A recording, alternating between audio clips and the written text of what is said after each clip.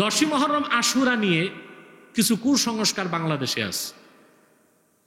কুখ্যাত শিয়া সম্প্রদায় এরা এই তরবারি নিয়ে শরীর কাটে, হায় হোসেন মাতম করে। এগুলো নাজায়েজ, বেদাত, এগুলো মুসলমানের কাজ। এখন রাফিজিদের এন্টিতে আবার আরেক বাতিল ফেরকা হচ্ছে খারিজি। এরা আবার ইমাম হোসেনের প্রতি দুশ্মনী রাখতো, তো এই জন্য তারা আবার কিছু মওযু হাদিস তৈরি করছে। ওর মাধ্যমে তারা প্রমাণ করতে চেয়েছে যে আশুরার দিন খুব ভালো ভালো খাওয়া খুব সওয়াবের কাজ। নাউজুবিল্লাহ। সুরমা লাগানো আরেক সওয়াবের কাজ, মানে আনন্দ প্রকাশ করো। কথা বলেন। শিয়ারা শোক প্রকাশ করে যে পদ্ধতিতে, এটা বেদাত। আবার খারিজিরা আনন্দ প্রকাশ করে, এটা আরো বড় খারাপ। কথা বলে। এই দুই বাতিল ফেরকার কারণে, এই দুই বাতিল ফেরকার অনুসারী বাংলাদেশও আছে। এই জন্য খারিজি ফেরকার অনুসারী যারা খাওয়ারেজ, আপনারা আবার কওমি মাদ্রাসারে খারিজি মনে করেন না। এটা আমাদের দেশে একটা বিভ্রান্তি আছে। খারিজি বলতে মনে করে কওমি মাদ্রাসা, না। কওমি মাদ্রাসাকে খারিজি বলা হয় এই জন্য এরা সরকার থেকে বাইরে, খারেজ, এই জন্য খারিজি। আর আমি বলতেছি বাতিল ফেরকার কথা বুঝেন নাই? এই খারিজি সম্প্রদায় একটা নিকৃষ্ট বাতিল ফেরকা। ইমামে হোসেন রাদিয়াল্লাহু তাআলা আনহুর কারবালায় শাহাদাতে খারিজিদের হাত ছিল, আবার রাফিজিদের হাতও ছিল। কিন্তু ইমাম হোসেনের শাহাদাতের পর রাফিজি শিয়ারা মাতম করে আর খারিজিরা আনন্দ করে। নাউজুবিল্লাহ। এর চেয়ে দুঃখজনক কিছু আছে? খারিজিরা তখন কিছু মওযু হাদিস তৈরি করলো।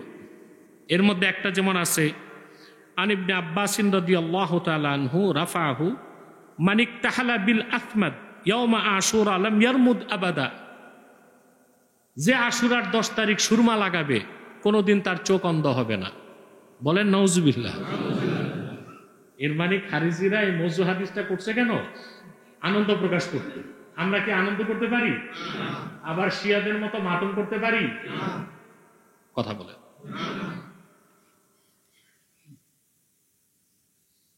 কিন্তু 10ই মুহররম আশুরার দিন আল্লাহর হাবিব মুহাম্মদ সাল্লাল্লাহু আলাইহি ওয়াসাল্লামের কলিজার টুকরা ফাতেমার নয়নের পুত্তলি ইমামে হোসেনের শাহাদাত ইসলামের ইতিহাসে রক্তাক্ত অধ্যায় তৈরি করে দিয়েছে। দুঃখ কষ্ট তো লাগবেই, কিন্তু মাতম করার সুযোগ আর আনন্দ এরকম ভারতে খুব বেশি আছে। যারা এমপি শিয়া তারা 10ই মুহররম পোলাও, গোশত, কোরমা, কাবাব এগুলো রান্না করে খায়। বিরোধিতা শিয়াদের সাথে। কথা বলেন। কিন্তু বিরোধিতার কি এই ভাষা হওয়া উচিত? আবার শিয়া সম্প্রদায় কি করে? মুহররমের 1 তারিখ তাদের খাট চৌকি উল্টায় দেয়, মানে চৌকি নিচে ঠ্যাং উপরে, এইভাবে রাখে 10 দিন। কতদিন?